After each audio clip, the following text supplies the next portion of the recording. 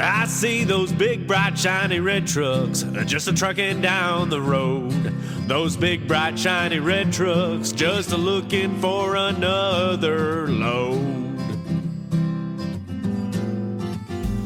Well, it's a family tradition, any Rocky Mountain day. Our fathers before us showed us the way. We work for asphalt cowboys and concrete kings, but that's never been a problem, cause we got diesel in our veins.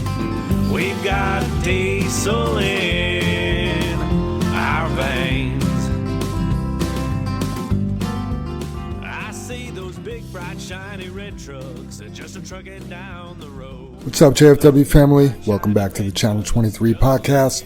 The purpose of this podcast is to reach out and touch the fleet, to engage and inform everyone with all things JFW. Good morning, Jim White, Brother Dave, and Super Dave. Morning, everybody. Morning, Jam. Hey, good morning. How's it going, everybody? How was everybody's long weekend? It was awesome. Did some yard work and some yard work and some yard work. That's good. Yeah, and held your hat on tight because it sure got windy, didn't it? Yeah. We did yard work around graduations. We had 4 graduations Saturday and 2 Sundays, so a lot of follow-up graduations from Sam being on the swim team. Yeah, that's good that since he's graduated and you still have the contact with the swim team. Yeah. Kind of shows what kind of a community it is. Right. Pretty cool being chaperones for all those years that the kids are like, yeah, I want to send you guys an invitation, you and Janet. It was kind of funny. One of the parties we rolled into, and I just hadn't thought of this yet, there was some younger families there that I don't know the people, you know what I mean? Because they're so many years behind Sam. But the kids looked at Janet and I and was like, whoa, what are college parents doing here? Ah, that's funny. I was like, oh, that's us, Janet.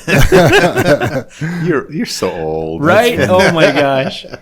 The highlight of my weekend probably was I bought Bella basketball. So we went and played some ball. And I was thinking about what you told me, Jim, that most people over 30 years old never run again. And now I know why. That hurts. It does hurt. Yeah, Jam, I think it's true. I can't argue with that because I've taken the trash down and tried to jog back up the driveway and kind of like what you're just saying is like, shit, I can't do that. It hurts. I mean, I got through it, but I mean, the next morning I felt it a little bit in my ankle. I'm like, should probably do it more often to, get back in running condition. But I don't know that your joints ever really get back to they don't improve. I don't think they improve. Maybe your cardiovascular, that kind of stuff. And I mean, we were meant to run. Right. Tim, that was the thing, and we don't do that. Yeah, we also meant to die. We also died at about 35 years old. Yeah, because we weren't as fast as we used to be, and our asses got ate. Hey, if you are out driving around or wherever you might be on a treadmill in a gym, who knows? If you want to join us in the pledge, we would be honored if you did so.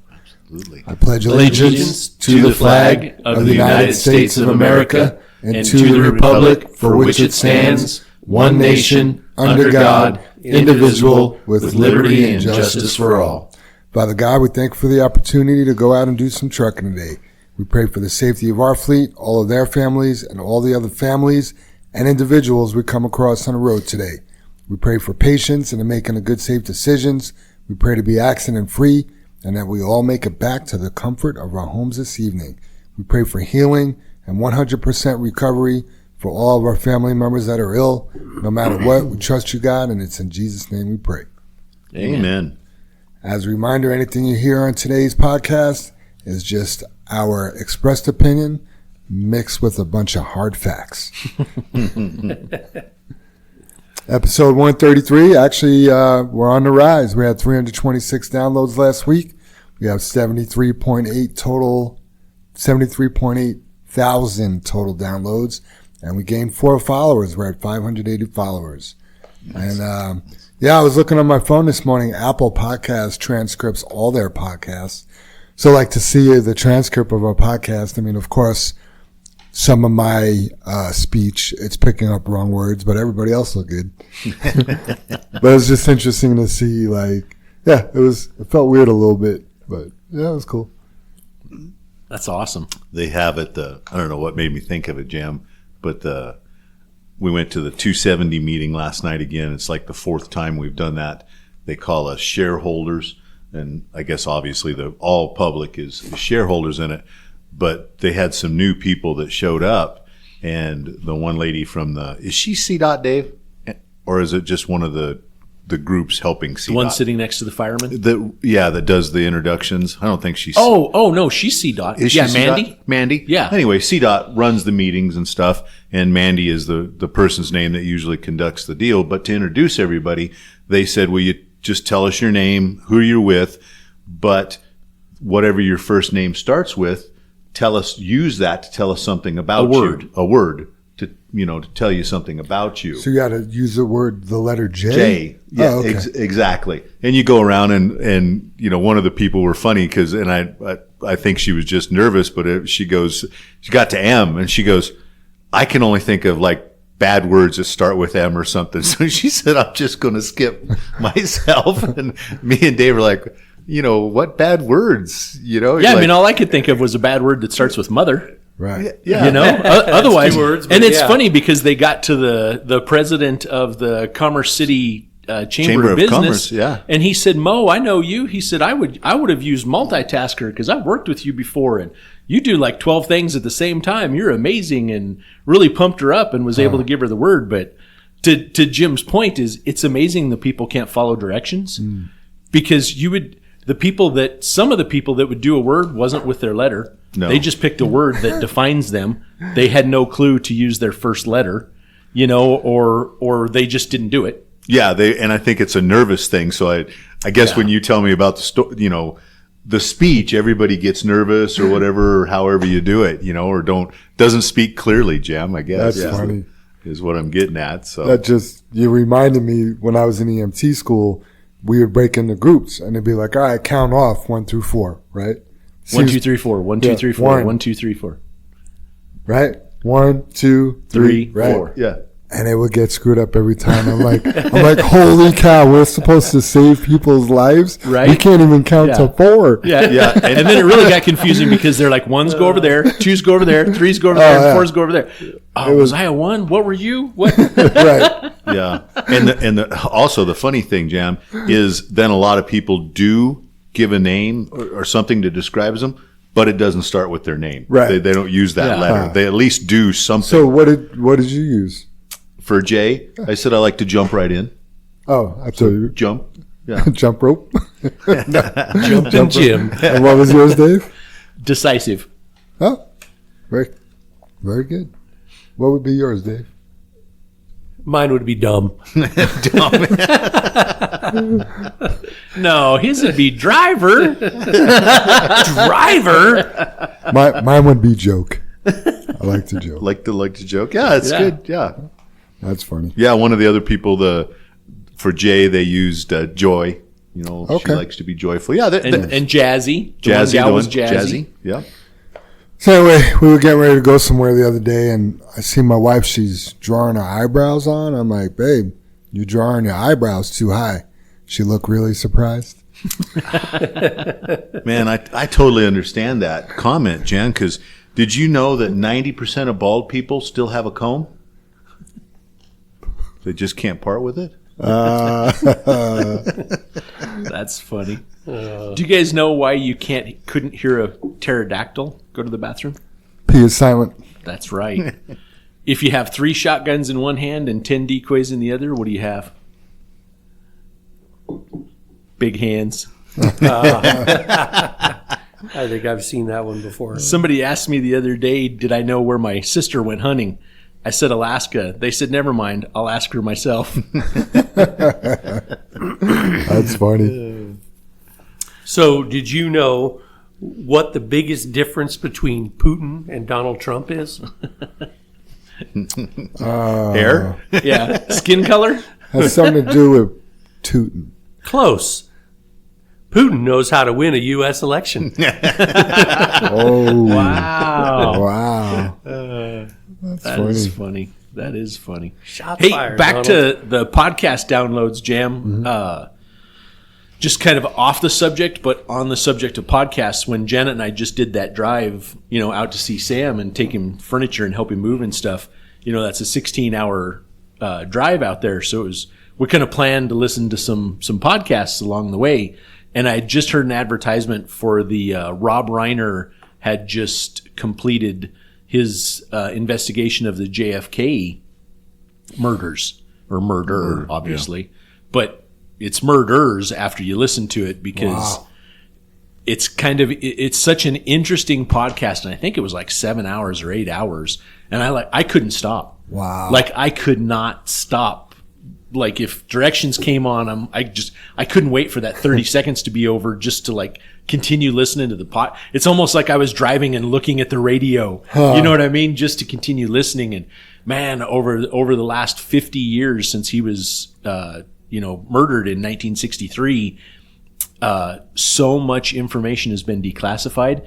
Even more information in 2017 was just recently declassified. Wow. And they're going back to they obviously have the filmage, and the filmage was just caught offhand by a Dallas dressmaker, and it was on 8mm film. And a couple years later, they figured out how to transfer it and redo it to 33mm, and then 60mm a few years after that. So they were really able to like hone in, and they're saying the direction that Lee Harvey Oswald shot was the wrong direction, and it had to come from the other way. And three doctors at the original hospital where he was taken minutes after being shot said that the bullet entered the neck and exited the back of the skull. No blood on the front of him, all the blood's on the back. But supposedly Lee Harvey Oswald was behind him on the grassy knoll and shot through the back of his head and came out the front. There's no blood on the front there. You know what I mean? Like, and then so many people over the years that as they're doing an investigation, like 8 years later, they did this massive investigation. 2 people disappeared the day before they were supposed to appear in court after a subpoena. Wow.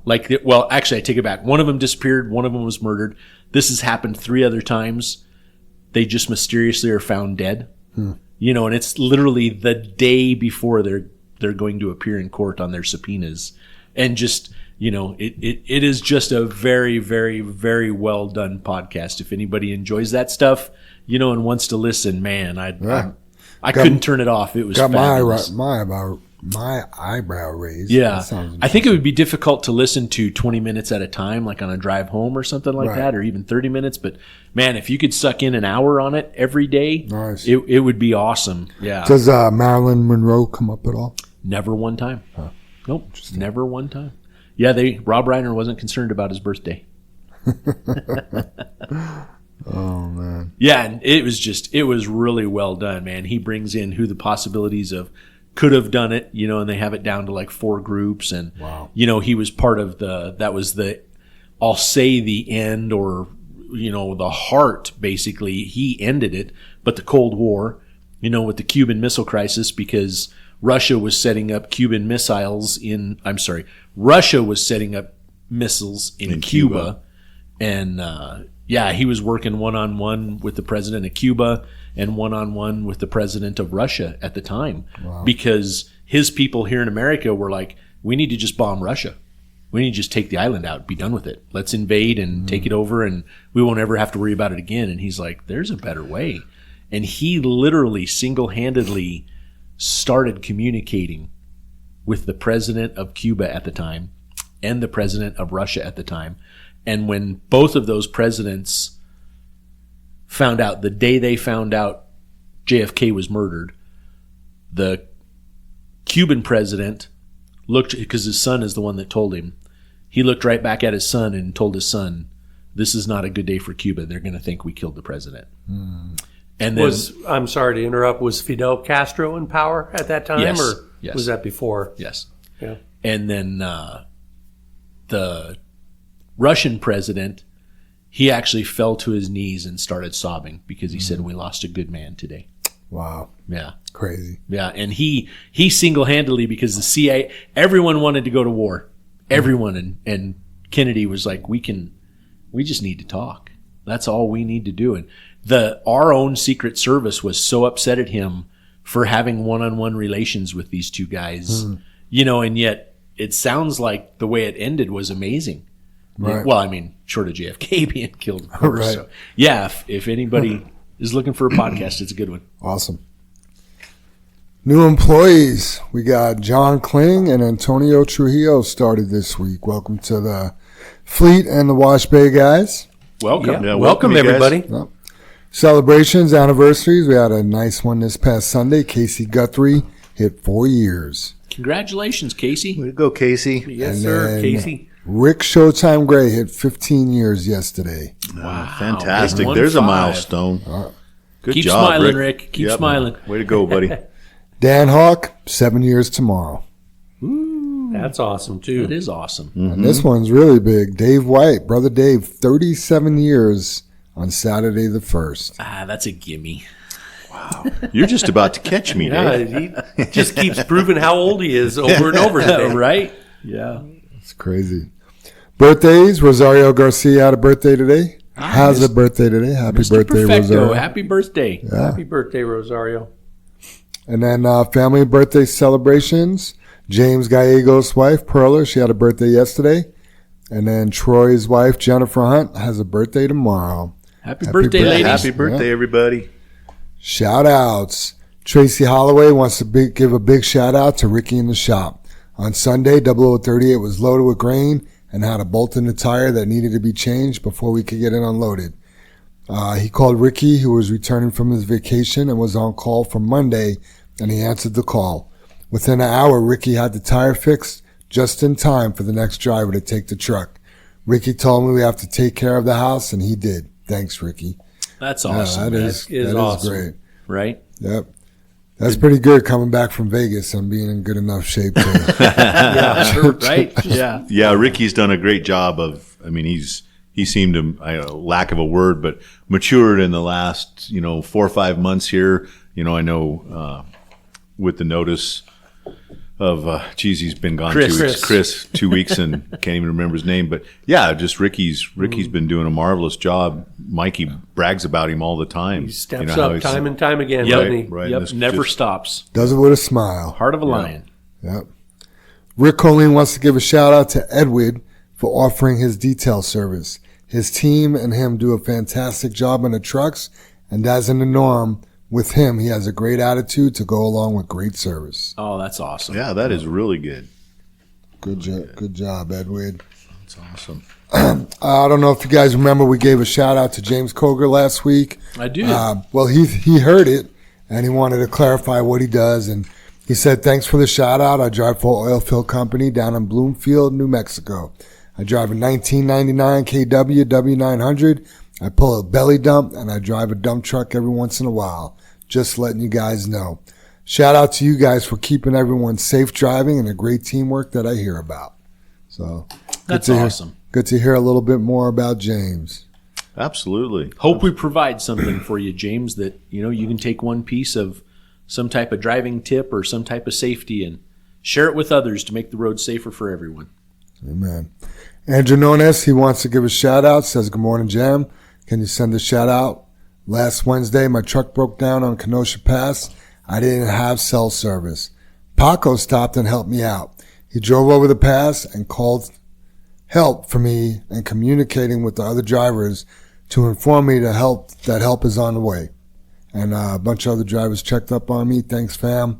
Pound together, pound JFW family. And and Scooby for coming out and rescuing me twice. That's awesome. What did we find with that? Good Dave? job, I Scooby. I don't know if I ever. I know the first one was put the magnet on it to Right. fix Get the it water going. sensor. Yeah, and then- to trick the water sensor. And then the second one, I don't know, because we had to turn around and drop the load, I think.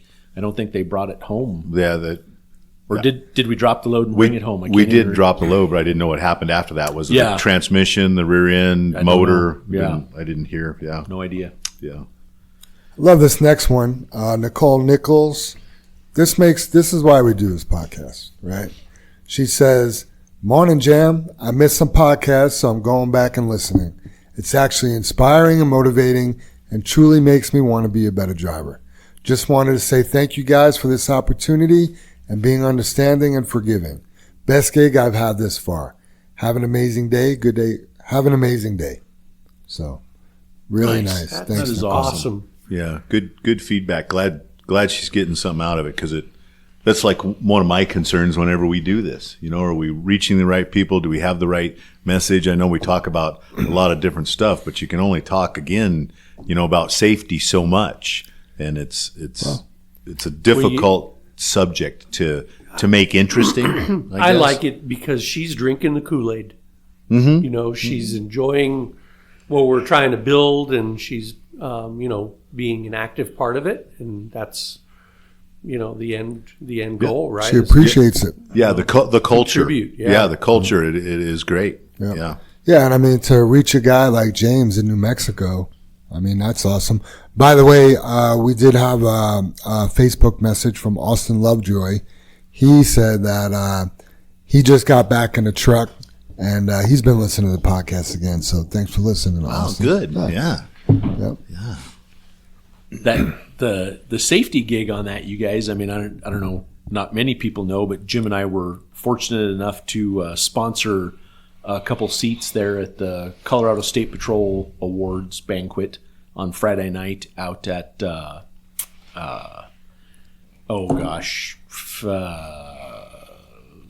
big motel out east. I can't even Gaylord. Gaylord. Thanks, Thank Dave. you, Dave. It's Jeez. her spot. That place, can never remember. Been there a that couple name. times.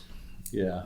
It's an amazing facility. But anyway, we went out there and, you know, we sat at the table. There was a state patrol captain for down in Durango, and then her husband sat with us at the table. And, you know, they were really impressed with our safety. They realized how important and how our lives are on the line as well on a daily basis, like theirs are. And they've seen firsthand some drivers that, you know, they've been faced with a head-on accident, and the drivers took the ditch to keep from having a head-on accident and saved lives. And, you know, they were just thankful for our safety. And I happened to have on our JFW Has No Blind Spot. Well, I didn't happen to have it on. I wear it all the time. And we were sitting there in ties and jackets, and I still had my bracelet on that says Safety Has No Blind Spots. And I showed it to her, and she's like, everyone at your place gets that? And we were like, absolutely. You know, that's how important safety is to us, you know, and it's just a constant reminder on a daily basis wearing that bracelet. That's what it's for. That's the reason we provide it. It's not some wannabe thing that's, you know, just a rubber ring around your wrist. It truly means something, and I guess I hope to see more people wearing them. I feel like I see fewer than more people wear them, and I know JR gives one out every day at his orientation class, and you know how we talk about it all the time, that safety has no blind spots. And you know, what does that exactly mean, right? You know, keep your head on a swivel. Well, again, what does that exactly mean? You need to be looking, you need to be scanning, you need to be aware of your surroundings. You can't be distracted by your phone. You can't be distracted by you can't be just daydreaming. You need to be, safety has no blind spots. You need to be looking 15 to 20 seconds ahead of you. You know, looking to the left, looking to the right, looking behind you, looking at your gauges, paying attention to your self-inflation light. What we do is so incredibly important. And I guess I love those bracelets, you know, and those two people were so impressed that we have those and we provide those and we talk about those. And, you know, that it's like, who else does that in your industry? No one in our industry.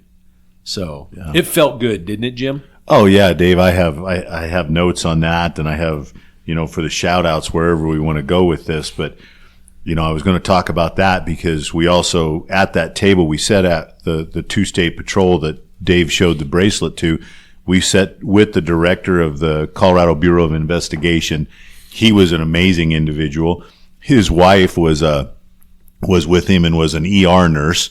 She was trauma, ER, yeah. She was amazing to speak with, and you know, joking with them, between them they have some stories being in the CBI and an emergency room nurse. I bet they do. Right? And it was good. And then, you know, I gotta give a shout out to Colonel Packard, and he's obviously the colonel, and I think they call chief. They call he's chief the chief of the state patrol. Chief. I don't know if he's the same as the colonel, because I know Jeff Cummings called him captain at one time too in the speech. Oh, gotcha. So I'd like to look that up. Maybe chief is a generic term, like just boss. Like boss, yeah. Could be. but he did an amazing job. He was outspoken, articulate. You could tell he cared for his troops, basically, his troopers.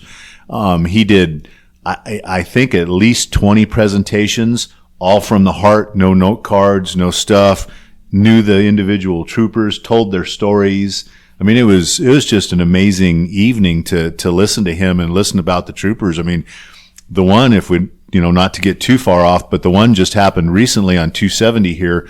To make the story fairly short, is there was 3 individual DUI accidents right here on 270, if everybody will remember, probably last year, where a trooper responded to a DUI accident.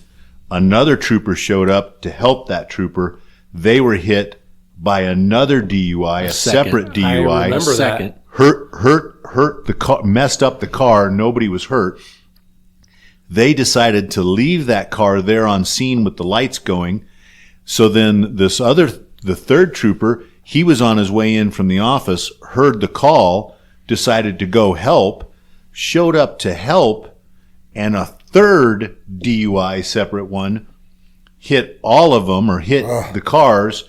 But this trooper's story was he was protecting the other 2 troopers while they did the DUI investigation with the first 2. He seen the car coming to hit them, yelled at everybody, got everybody out of the way.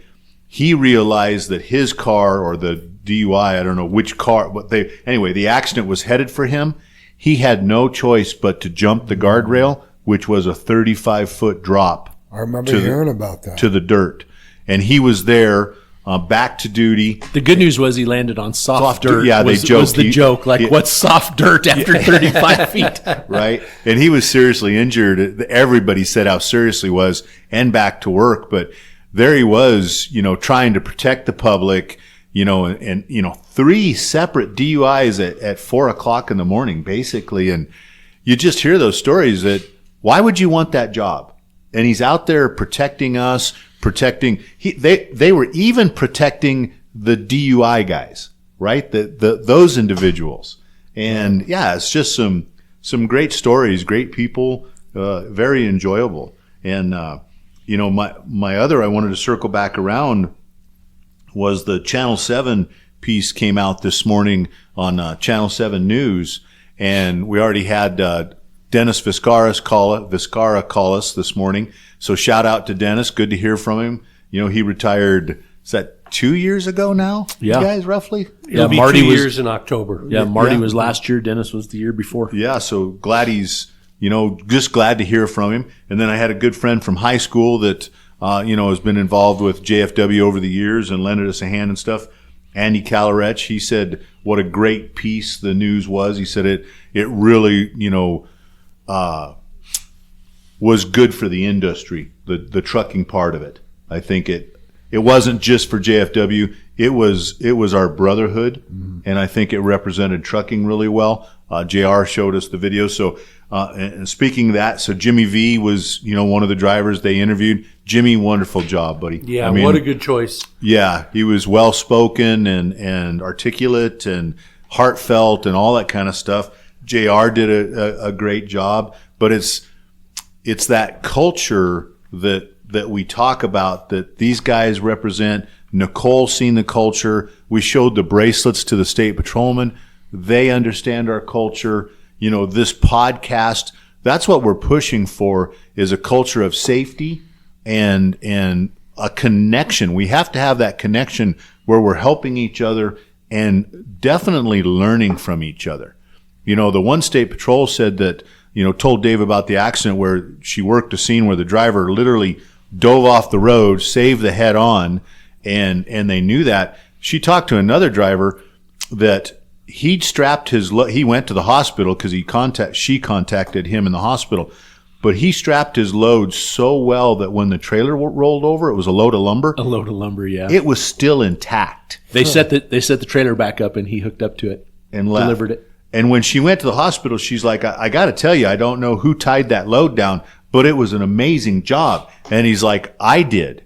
And she goes, thank you, because I don't know where that load not only closing the highway for how long, if it would have injured somebody, the load in the road. And she said, that's an amazing job. And those are the people we need to celebrate. And when you go and do stuff like simple as cleaning the back of your trailer off, you need to think of everybody else out there on the road, the motorcycles, the windshields, how you look, your fellow drivers, who you're representing. You know, that it's so important, and it's grown with me. Absolutely, Jim. To tell somebody about the podcast, or Dave showing them the bracelet, and at the dinner, the couples there thanked us for sponsoring for the dinner, and we're like, no, thank you. I mean, I don't remember Chris's last name. He was the head of the CBI, right, Dave? Yes. Or a director there, however, but the director, but he was hurt in the line of duty, right? Yes. And had a prosthetic, and I know Dave had a conversation with him about Dustin. Yep. So we have that connection there through that, and there's so much good stuff around us, and I really appreciate everybody, like you said, Dave. Even though it's kind of a terrible analogy, but drinking the Kool-Aid, because we know what happened to the people that really drank the Kool-Aid, right? Right, all 900 of them, right? That's not a good thing, but that's what I guess being part of something bigger than yourself is quite the feeling. It is. It was really cool too, because on a side note of the safety of it, but meeting the director of the CBI, Chris Schaefer's his last name. I think we struck enough of a chord with him that we're good people and we do the right thing and we like to help out. He came around and made a point to give us both business cards. Says, hey, if you guys need anything, you let us know. And Jim's like, yeah, we have some questions for you. And he's like, oh, about guns? No, about Amber's mom's disappearance. And he gave us both the card, and he said, I expect I'll be hearing from you next week. Yeah, the joking and the fun went away. It ended, and he was goes, business. I expect to hear from you. Yeah. And you're like, well, we got to call this guy. He was familiar with the lock buoy situation. Oh, wow. He was familiar with a lot of that. I mean, and I know Amber has worked with the CBI, and they have a file on it, and he'll be able to pull it, and at least give us an update. That was his final thing, Dave, absolutely, right? yeah. And I mean, Amber's gone this week on vacation, and it's a short week, so I mean, I'm like chomping at the bit to get her back, and because I can't just call and give the updates. I need to have her on the phone, and we need to call and have a conversation with Chris here. And it just, it was kind of interesting because we sat there at the table, and he goes, oh, I'm, with the CBI. And I don't really remember he said I'm the director of the CBI. He never did. He just said I work for the CBI, and that was that. And Jim and I were like, oh, we're with JFW, We left, and Are you the fingerprint dude? yeah, I didn't really realize the gravity of who we were with, and because he was till he gave us the card. Yeah, not to interrupt you, please go on. But he was also a state patrolman for 10 years. Yes. So if you know that piece, then you know the piece, right. The other state patrolman. Right. So go ahead, because then and he handed us the cards, and we thanked him and blah blah blah blah. Asked about Amber's mom, and we're walking out, and it's a bit of a walk from where the event was through the hotel, and out to the valet area and stuff. And I looked at the card, and I'm like, well, he's the director. Like, he's the director. Wait, he's like the director. So then it kind of got me because we were all together, and I didn't do it there, but it was even late. When we got home, it was 10:30, and I looked him up. I Googled him right then when we got home, and I'm like, oh my God, this is the man. Like, he runs the CBI. There is no one above him. We don't have a boss. Right? Yeah, we got the man. You wanted the man? We just got one. That's awesome. Yeah. Excellent. So I'm pretty stoked to sit down with Amber and, Good stuff. Yeah, contact Chris and at least bring things back to the surface and keep that water boiling. Yeah, great job. I watched the Channel 7 News Pinnacle spot. I really appreciated the ending because he gave the Channel 23 podcast a nice bump. So yeah, I thought that was really cool. The description and how he I think he was a weatherman, but the way or traffic, I don't know. Forget who he was, but he did a good job describing it. So I love Jimmy. He talked to me right before they started on the interview and stuff, and he held up his hand, and it was shaking, and I think he did it a little bit on purpose, but he said, "I'm so nervous." I said, "You got this, Jimmy. You did such a good job. He did He did great. Yeah. Hey, I wanted to try something a little different this week. Paco's okay, but he had a pretty bad accident last week, and I wanted to give him a call while we're recording this podcast to just kind of talk about it, get his perspective of what happened, and see what he has to say. Yeah. about it. Yeah, let's A try it. live segment on a recorded podcast. Yeah, we have Paco live. We have Paco recorded live. How about that? Let's see if we could get him here. Speaker. Hopefully he doesn't answer what do you want? I'm sure it'll be funny. One ringy dingy, two ringy dingy. Hello. Paco, What up? what's up? Morning, Paco. I'm just chilling. Yeah. Well, you are live/recorded on the Channel 23 podcast. We wanted to give you a call and talk about the accident you had last week and get your perspective, if that's okay. Yep, that's cool. Okay. So yeah, tell us what happened. Well, I was driving north on I-25, and I seen that white pickup get in front of me like really bad. It cut me off really bad, so I was kind of concentrated on that one, on trying to slow down on that one, and then just all of a sudden that blue car, an Audi, just came out of nowhere. I guess it had hit the wall and then drove straight to me and hit me on the corner on the driver's side fender and light. Yep. We got to see the video, and it didn't seem like you had a lot of time to react, but you did get the truck slow down probably over 10 miles an hour. If you watch the video. Yep. Do you remember braking real hard? Yeah. And the thing was that I was concentrated on the first pickup that had gotten in my way, because I guess that pickup was trying to get out of the way of of that car, the Audi. So, but yeah, as soon as I seen it, I mean, I was able to hit the brakes.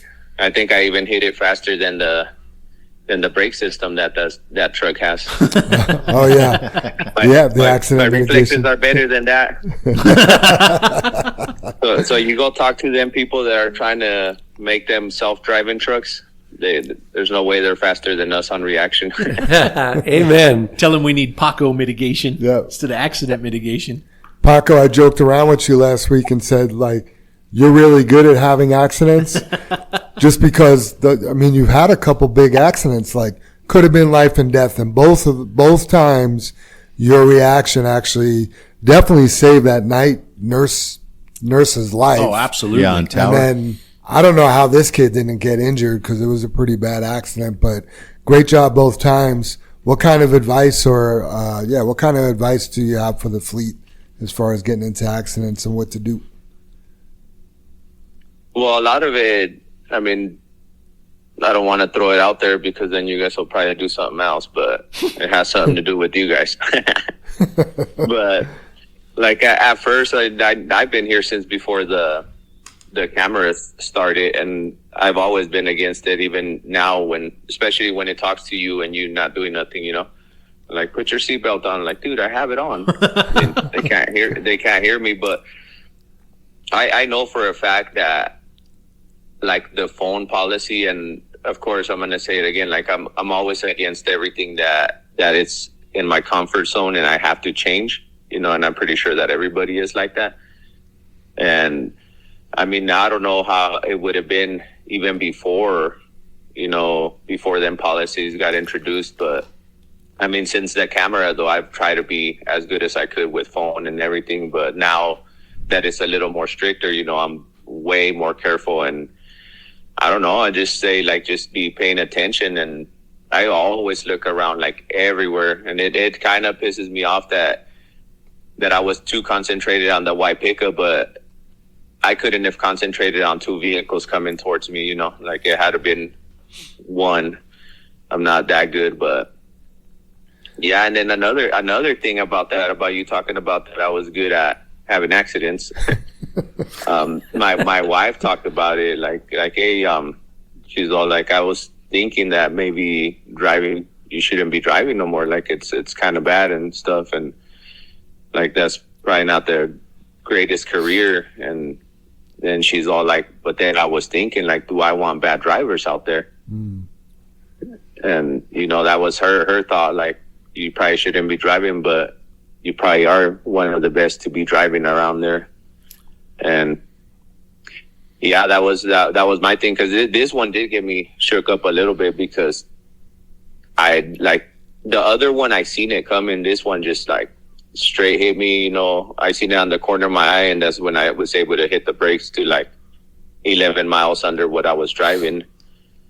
So this one shook me up a little more, and then it's the second big one too, and I was all tripping on it too, till her and I had to talk about that. And it has made me better, like the rules that you guys have implemented, or whatever that word is. But yeah, it has made me better. But I mean, I've always been aware, but I think I'm a little better now than what I used to be.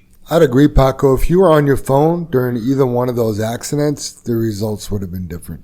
Absolutely. You've saved lives. Yeah, and then, I mean, I would have definitely lost my job, you know, and stuff like that. And I would have definitely lost my job. And then you seen that cop. That cop was all happy with me. Oh, yeah. Yeah, they the actually said you should get a raise. Yeah, did you tell them that he said I should get a double bonus this year? The bad thing is that Jam was right there. He's all like, "We have pizza." Yeah. I've been seeing all these memes about like, this is how you guys get bonuses, and it was pizza. And then you say that, I was like, oh man. we saw the same memes. Linda just happened to buy pizza for the office that day, and I was getting ready to eat. My wife, I was on my phone with my wife, and then you called, and I was like, I'll call Paco back. And then you called again, and I told my wife, hey, hold on 1 second. I want to make sure Paco hasn't had an accident. And I switch over, and you're like, hey bro, I just had an accident. I'm like, oh, I was right. I was like, I gotta go. So yeah, we did have pizza in the office that day. Did you? But you're not eating carbs, so. No, I'm like Brother Jim. I do diets, different diets all the time. I want to stay in shape like he does. But yeah, it was pretty bad. It sucked, and then but thank God that everybody was okay. Yes. And I know you guys noticed that it took me a while to get off. You know, my reaction should have been faster. But I was trying to call 911. Well, 911, and then that guy had told me he had called, so then I called you, and then I threw out a little prayer, because that's my biggest fear, is to kill somebody. Yeah. And that's why I'm like super alert. Like, I don't put my seat up like high all the time, but I do sit up high most of the time. Like I pay attention to my hood mirrors, like a lot. Well, great job, Paco. You guys got anything for Paco? Well, yeah, great job, Paco. And there's just no way you could have seen that guy. You know, I mean, obviously it's always easy to go back and look at the video footage and see what happened, you know, and it's, you can live it so clearly that way. And I guess my point is, you know, Paco's in the middle lane doing 62 miles an hour with traffic. This car that came down was in the HOV lane doing well over 75. So that, I mean, Paco's focused on the traffic in front of him. There's no way he could see a car 2 lanes over going 15 miles an hour faster than him that, you know, swerved to avoid some debris in that lane, and swerved so hard they ran themselves into the concrete wall and then pinballed sideways out in front of Paco. Right. You know, for Paco to, I'll say T-bone him. We hit him on the corner, but it was basically a T-bone in the corner of Side the car. impact. Yeah, definitely. Yeah. And, you know, then he spun into the car and took out the car next to us in the slow lane. And Paco did an amazing job. He just stopped perfectly dead straight in his lane. I mean, it couldn't have been any more textbook perfect. Yep. You know, and there is no way to know that was going to happen. No way on earth. Yep. You know, that everybody's doing a great job. No traffic slowdown, no issues. And this guy's such a moron. He swerves and drives his own car into the wall. Yeah, I mean, there was some debris or something like you mentioned, but there was a car must have hit that debris. Right. Because there was a car pulled over with a flat tire. Yes. Like 100 yards further up the road. Yes. You know, so that guy, you know, took one for the team, damaged his car, maintained control of his vehicle. Didn't cause an accident. Didn't cause an accident. Yeah. Almost did. Well, he probably almost did die because he was sitting there when we Right. had our accident. He was out of the car. Yeah, scary looking. Yeah. There was a piece of debris when the white pickup and the blue car goes by. There's something that comes across the road right at the white pickup before the accident happens, and it's a big chunk of something. It's like a chunk of metal or something. Yeah, so whatever was over there. Yep. Right, Pox, thanks for taking our call this morning. You are awesome, my friend, and we look forward to seeing you tomorrow. All right, man. Remember, Vatos Locos for the Lord. Vatos Locos for the Lord. See Good you, job, Paco. Good job, Paco. Bye.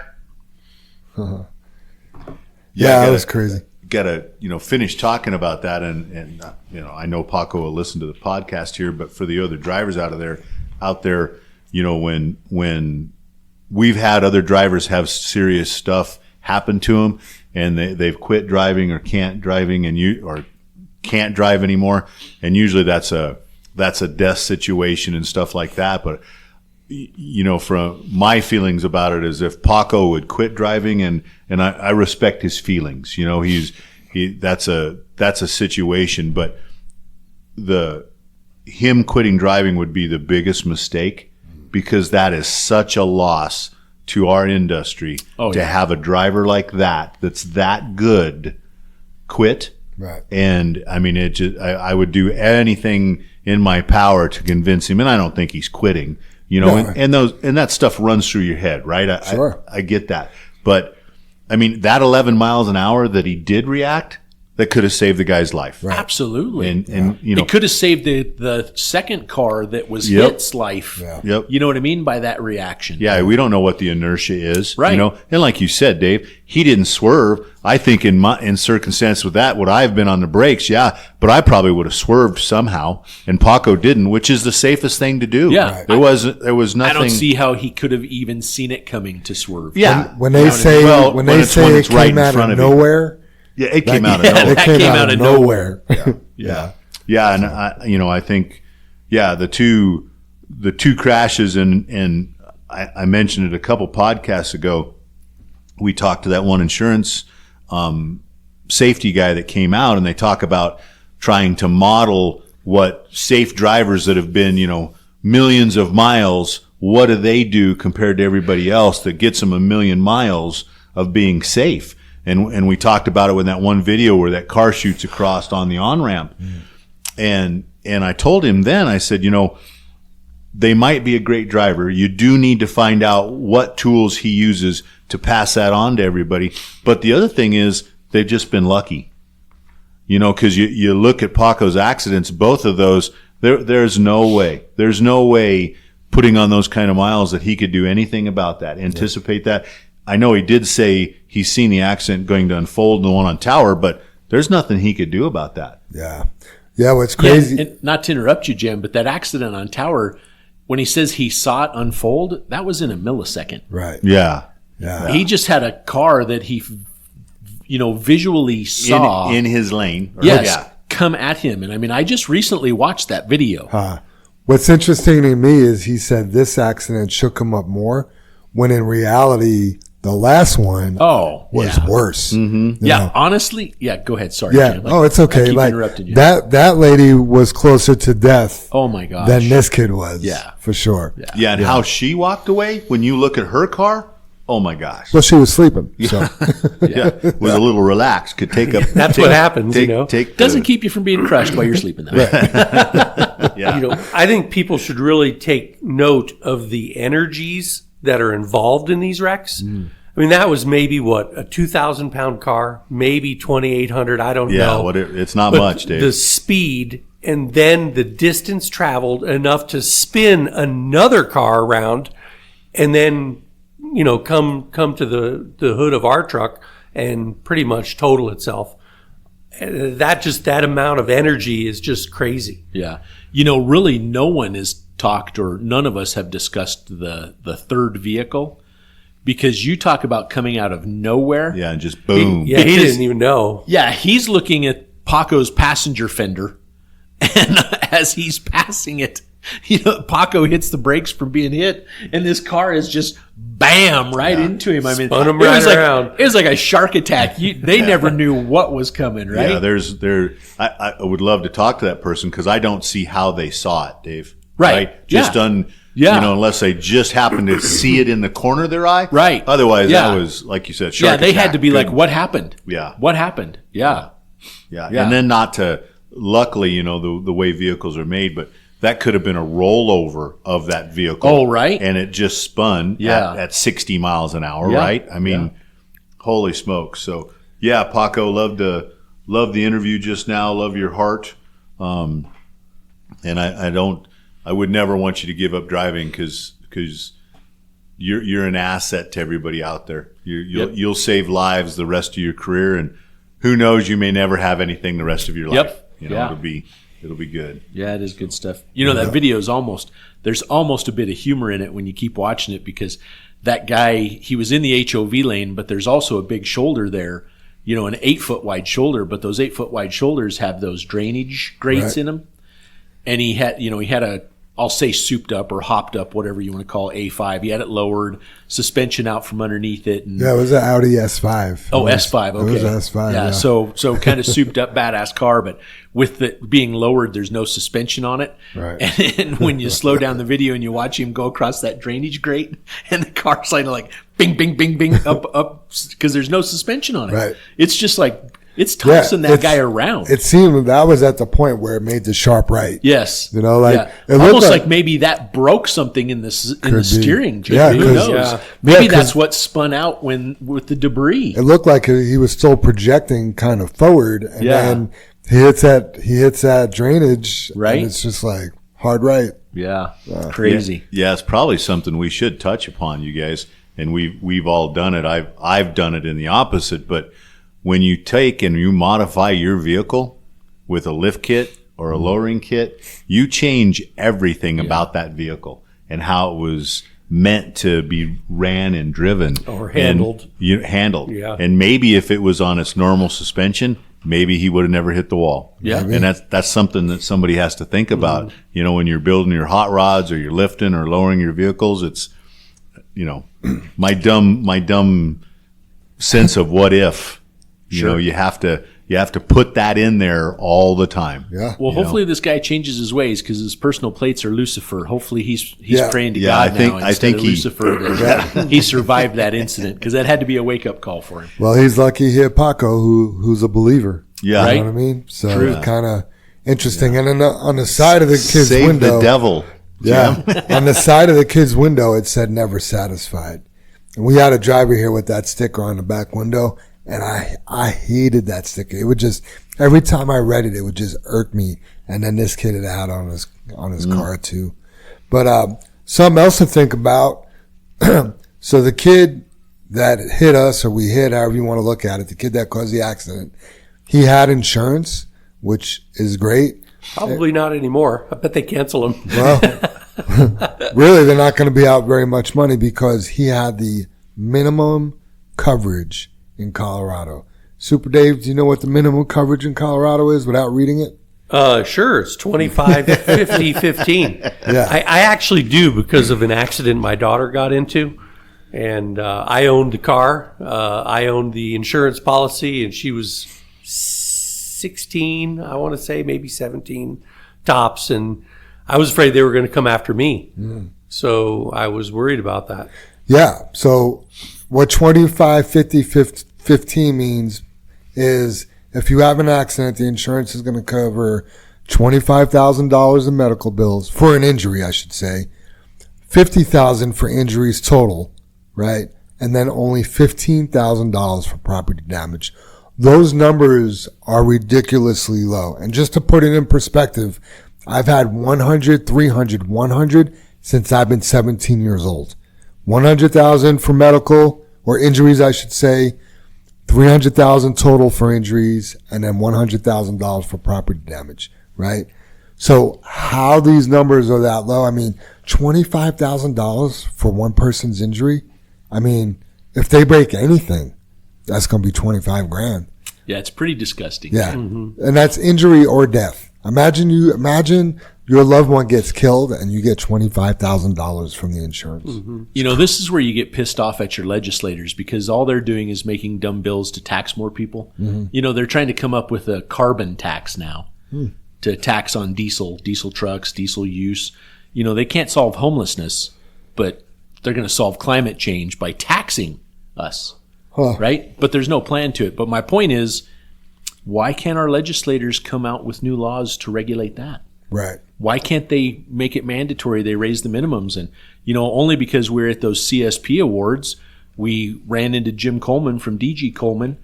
He was like, how was your day? I was like, oh, good. We didn't close I-25 today for long. You know, and told him about the accident. I mean, he rattled off like 3 same stories that were identical to that. And he goes, you're just screwed. You know, and he said, no one talks about that. No, you know, Jim and I are sitting here going, okay, we have a person that caused an accident to our truck and another car. Between the two of us, between our truck and that car, we're going to have to manipulate who gets $15,000 or who gets what portion of $15,000. Right. Our truck is next door, out of service, losing $1,000 a day income, and we're going to be out $25,000 because there's $25,000 in repairs to it. Right. 26. 26. Plus, yeah. Almost 27, Jim. Yeah. I just looked at. Thank you for clarifying. Yeah. We're going to pay the first 25. Yeah, exactly. Right. Yeah, and it's disgusting that that's where we're at. And anyway, what Jim Coleman brought up is he tried to get our legislators to run that bill like 3 years ago, and they're like, no one even cared. No one even cared about that down there. And it's just, it's sickening. It is so sickening. It is. It really is because, I mean, it shouldn't work this way, but typically your coverage kind of reflects your assets, right? There should be a minimum, right, to be able to protect people, but like, if somebody owns, you know, a $5 million home, they want more coverage than the 100, 300, 100 that I got because if something happens, they could come after their assets, right?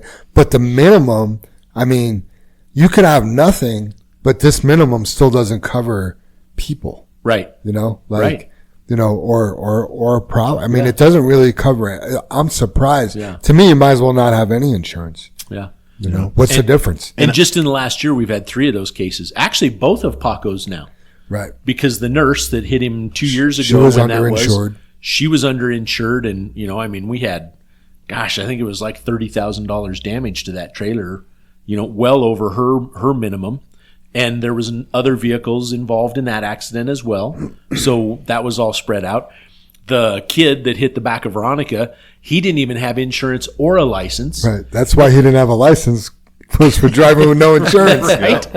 And I guess, you know, nothing happens to him. Right. Not a damn thing happens to that kid. He's probably got another pickup truck and driving around just like normal today. Yeah. Yeah. Like nothing happened. Unless you have a company like JFW doing something, because something's happened to him. I know it's not as quick as we like, but he owes us restitution and, you know, he's not off completely free. I can see the look in your face of disappointment, right? But here's the thing is like this other person that was involved in the accident after the truck ricocheted off us and hit the other car, he probably just called his insurance and they're just going to do what they do. You know what I mean? Yeah. So, you know, his insurance will cover the rest probably because he's probably got $1,000 deductible and, you know, he's going to end up being okay. He's not going to fight.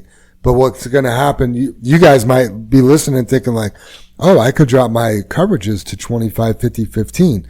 Well, the unfortunate part about it is you can be sued civilly, which is what we'll end up having to do to recover the rest of our money, you know. From Lucifer. From Lucifer, yeah. And then he goes and files bankruptcy and we get nothing. Well, then we go burn his house down. I don't know.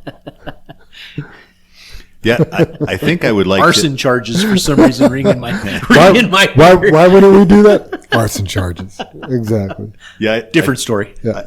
I think I'd like to look at this as a different way. And we talk about the podcast, and we do this kind of stuff. Is you're listening to us all bitch about this coverage and the uninsured motorist.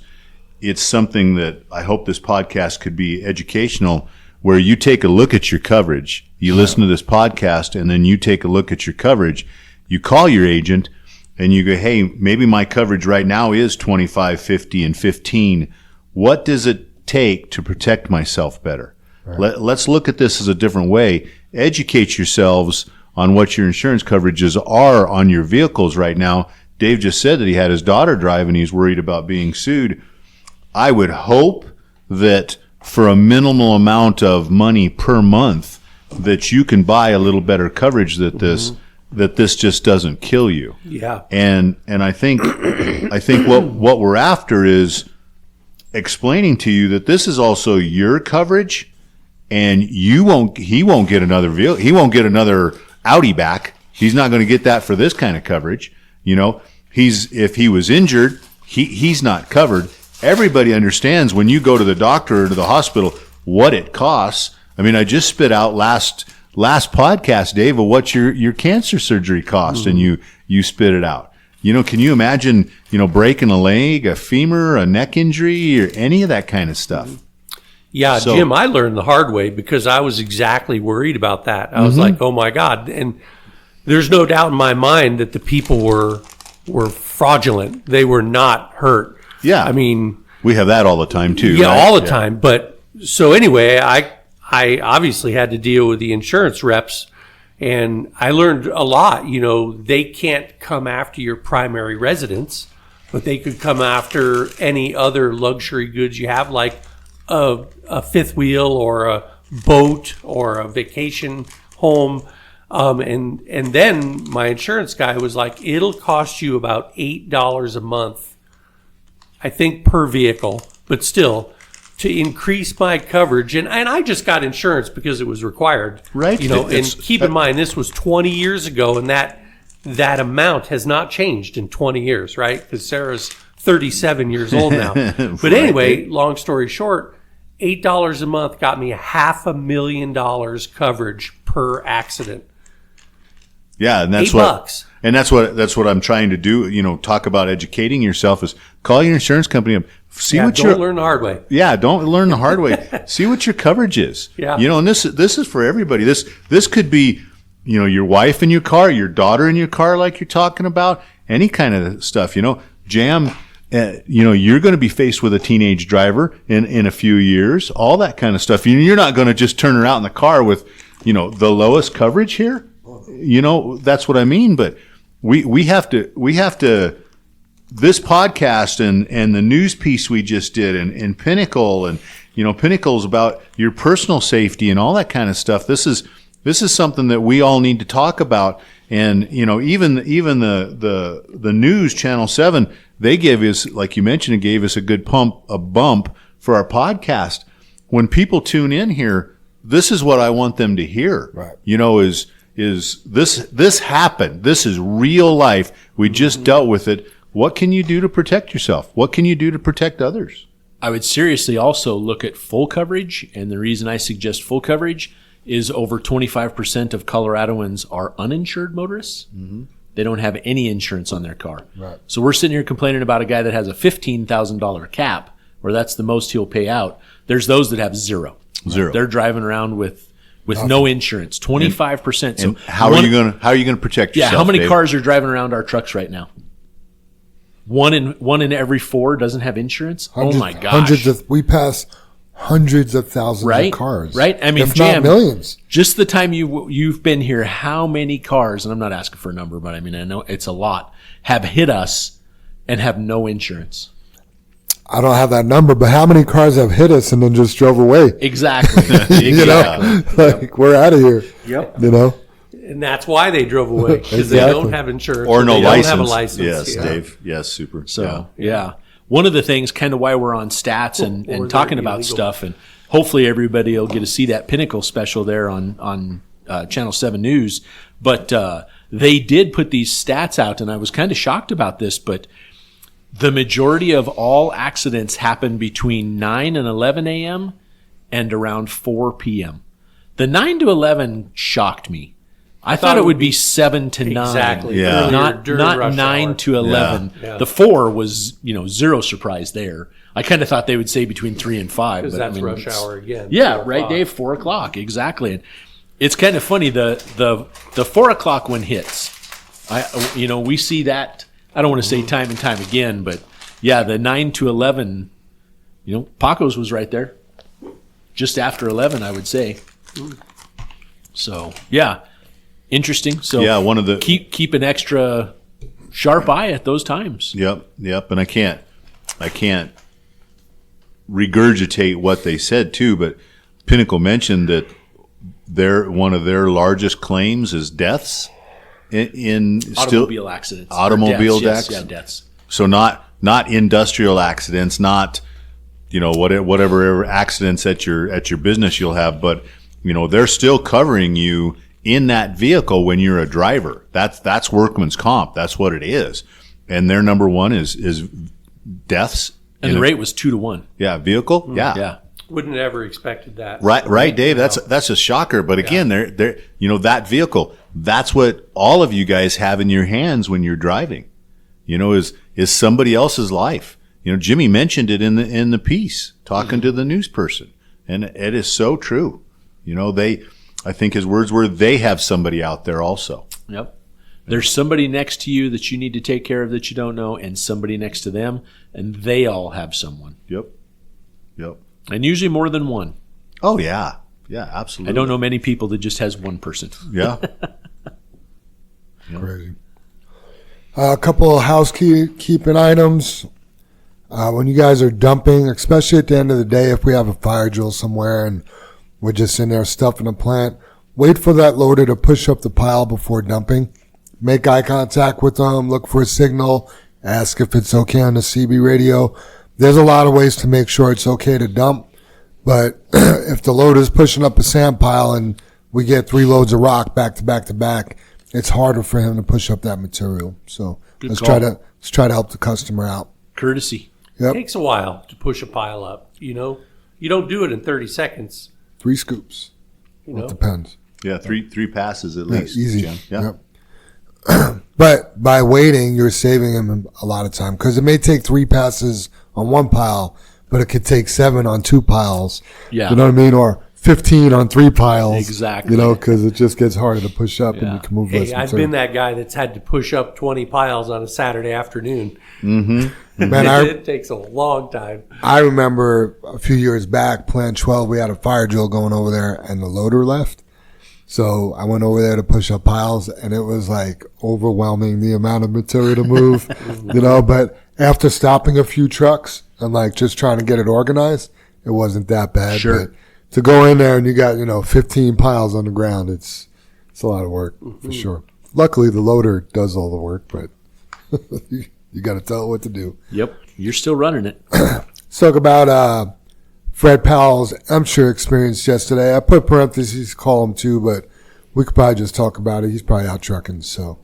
Let's talk about it, but I want to do some more checking into it because we've got so many different statements on what went on and what MSHA is requiring, because Fred's conversation with him was like they didn't have any, what they were asking for. It's all about the safety plank, what do they call it? Gangway. The rack. The gangway. Gangway rack. Yeah, that goes down there. And they were asking him, how close does that need to be to the trailer? And he's like, well, what do you need? Yeah, what do you require? What do you require? And they didn't know. I think they stated it needs to be closer. And he says, well, how close does it need to be? Just as close as possible. Yeah, as close as possible. And he said he was already within 6 inches, Right. In the truck, in the mirror, and looking and dropping the deal. How much closer do you want it?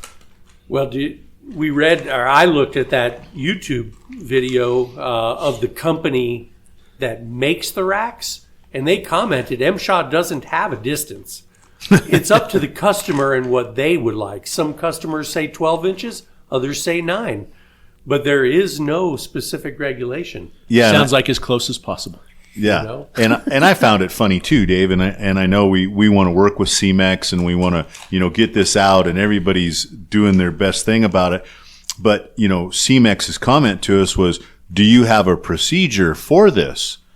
And we're like, "Well, it's not ours." You know what I mean? And we didn't say this to CMEX, but it's not ours. When you go to different places, there's possibly different kinds, different distances, different ways you unload it. The general thing is I'm going to use whatever's there and be as safe as possible. that's our procedure, you know, not just like, you know, Bob's requires this one. How do we know that? Well, it's like us drawing up the safety rules and guidelines for our end dump trailers. CMEX doesn't do that. We do it. Yeah, because we have the ladder, we have the end dump, right? Yeah, it should be a site specific. Like, Right. You're on this property. Here's our gangway or rack, whatever you want to call it. Here's how we want you to use it. Mm-hmm. You know, when I was driving for G&Z hauling sandboxes, we had to get up on those platforms all the time. There was no training on that. It's kind of self-explanatory. You put it down, you know, and I think the person that was harassing Freddie, I almost feel like they didn't know what they were talking about because they were asking about, have you ever used a harness up there? The whole point of having that gangway in that rack is so you don't have to put on a harness. Yeah. It's a safety cage. Yeah. So Yeah. to me, somebody got it a little mixed up, but And I guess that's the reason I want to do some digging. You know what I mean, Jam? There's a lot of points that don't make any sense when we were using the safety supplied equipment that's there. You know, and then you're always back to this that's you know, self-funded by fines. So,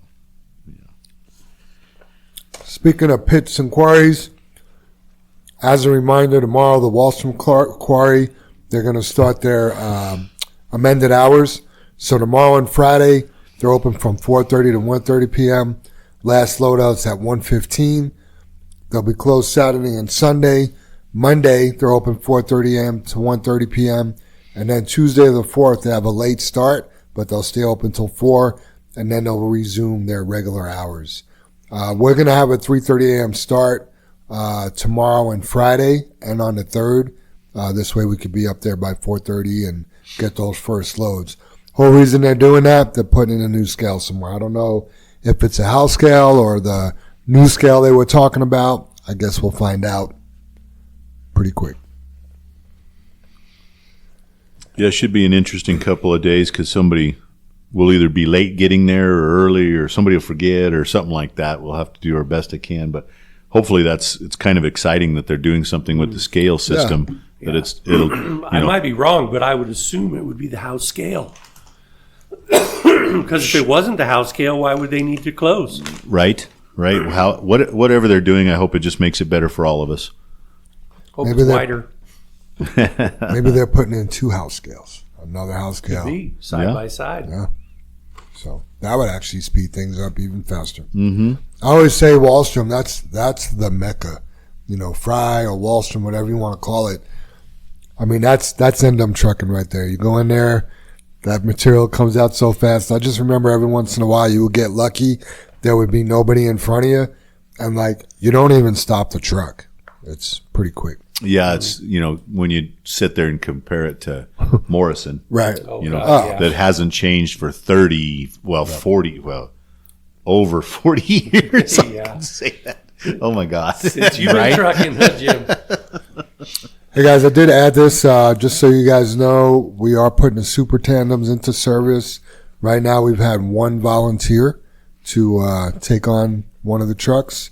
Super Dave, have you had any other? I have about a dozen inquiries. One hard yes. And I talked to that individual yesterday.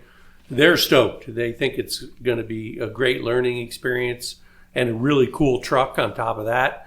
And then I have a little bit of a lead on a former driver that has run super dumps in the past and really enjoyed doing it, and would like to hook up with that driver and get him to come back on board. That'd be awesome. But they're going to be really fun and different to run. I mean, a lot of hydraulics, a lot of different weights on all those axles, and definitely a change and, you know, a learning experience. So anybody that's interested, you know, it's not going to be, I think a lot of guys are thinking, well, I'm going to leave my cushy brand new Kenworth and have to drive this other truck, and it's going to be just as cushy and just as cool and really a lot of fun. Yeah, I think so. Yeah, I'm excited to get them on the road. You know, that's the fun part. Get to learning about it, get to helping out Brannon as our customer and all that kind of stuff. It's going to be good stuff. Yeah, just to throw it out there too, we've had inquiries from other companies besides Brannon, and I have a feeling these super dumps or super 18 dumps, however you want to call them, I think they're going to get really busy. I do too. I think there could be something of the future when they, when they get more and more out there. Like you said, other companies are going to be questioning us. I just know when people see the red JFW super tandems, word's going to spread pretty quick. Yeah. Yeah. It's going to be something different. Yep. Let's see. Chili Dog had a question from the audience. He says, how is working looking like? Are we officially churning and burning? I would say the answer is we are not officially churning and burning. Yeah, who was that? Chili Dog. Gotcha. Yeah, I don't think. Yeah, I don't want to. It's a terrible thing. Scare anybody or worry anybody or anything like that, because we're out fighting the battle every day, dispatch, making connections, doing everything we talked about. But there is a slow in the economy.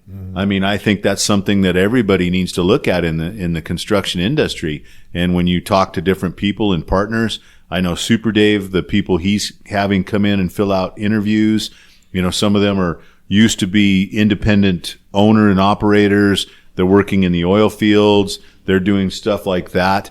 There's going to be a slow, but as far as turning and burning, I mean, we just kind of went through our books, as an overview for the last few years. And the big year was 22. I mean, we were running hard. We were finishing up the gap, 21 into 22, finishing up that project. And there was some hours. Last year we floated. We floated. It was an okay year. And, we've tried to change it up where we're not so political, but I think we still have to take a look, Chili Dog, that this is a political year.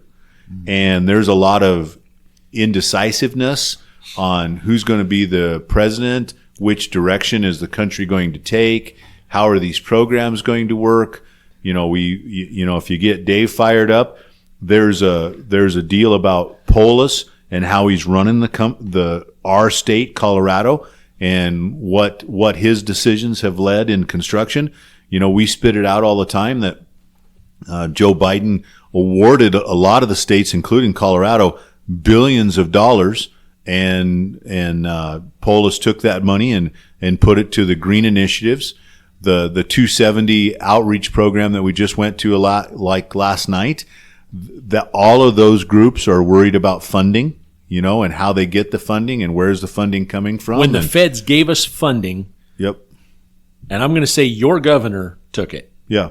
He took billions, hundreds of billions of dollars right out of roads and bridges and said, I want solar panels and wind farms. He took it. Yeah. And, again, I don't want to get too far off in the weeds there, but the new formulated gas is about to come out, I think, in July. Next week. Yep. So there's the cost at the pump for all you guys. You're going to see 50 cents to a buck is what they say. Yep.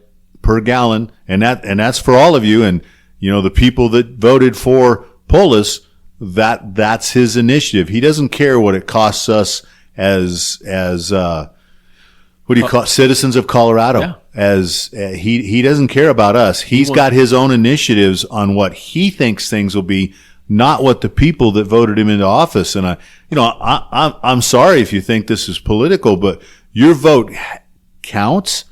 And when this new formulated gas kicks in, we're all going to take a kick in the pocketbook again. So, Chili Dog, I'm getting off. So, you think construction projects and are we burning and churning? No, and it'll be the same thing when you kick in the new formulated gas. That's going to affect every construction project, everything we do here in Colorado. That's going to affect your chicken at the grocery store, your bread, your milk, all that, because we're not talking just diesel. We're talking gas, and that it just affects everything, you guys. And we have to stand together as people and start to say no and see what the backgrounds of the politicians we're voting in, what they think, what their agendas are. Polis is a multimillionaire. He didn't give a shit about us. He's just shy of a billionaire now. Yeah. Yeah, just shy. He's never had to live the lives we've lived. No, he doesn't have to go out and pay for bread and feed his family. And worry about it. And I figure mean, out how he's going to do it by the Friday. I know he made his money. That's fine.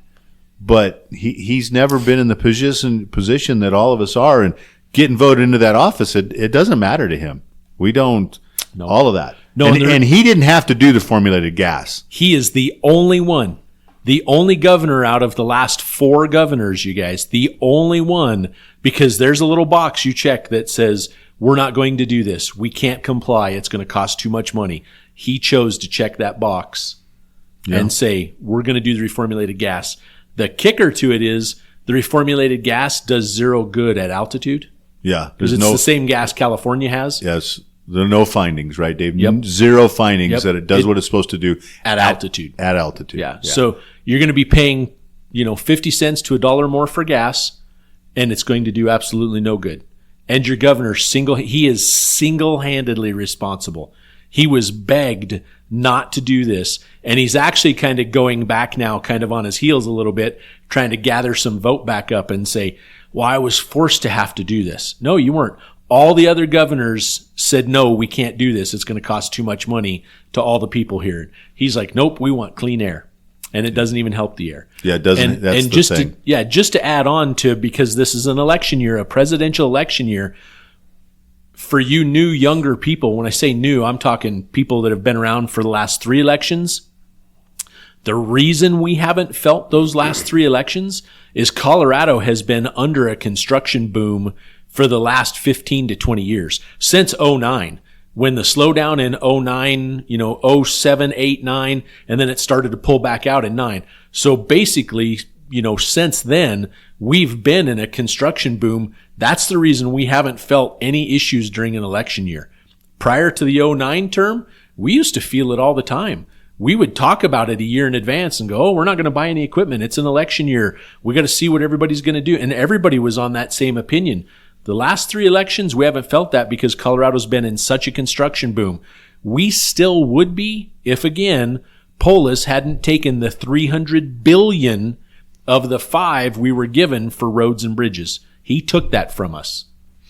So yeah, Chili Dog, to answer your question, yeah, it's not what it's been over the last couple of years, and I think we all need to tighten our belt. But we're 100% behind Brannon. Brannon has weathered a lot of storms. They've weathered a lot of election years, and I think the big thing about Brannon is they're set up to do a lot of repairs. It's not new business. They can go in and between the concrete and the asphalt side, they'll repair and everybody can look around. There's a lot of repair to be done here in Colorado on the roads, privately. When we met with Brandon last week, the commercial side is down, but the home building is up. We're still short lots of homes for Colorado. 30,000 homes. Yep, 30,000 homes for Colorado. So there's a lot of good stuff there. I just think it's not going to be on fire, but we would love to be on fire. Bring it on. I think we have busier days still coming. Oh, yeah. Yes. Allegedly, June is a month where, things have been consistent enough where some of these bigger paving jobs could start and stuff like that. Yeah. So Yeah. there will be an increase. We just don't know if it's going to be. The super tandems, we're already being asked. Brandon has a job for 90,000 tons, starts June 1st. There you go. And they're on our butts. When are the supers going to hit? When are the supers going to hit? So we got 90,000 tons we need to move right there. There you go. And that's super exciting for us. Mm-hmm. So, yeah, good stuff. Good stuff right there. Safety topic of the week. Windows downs, brake released, and wheels rolling. We had a driver drag their tires in the yard this morning. What? I know, it's hard to believe. We don't ever cover that in training. Easy way to make sure. Sorry. It caught me off guard.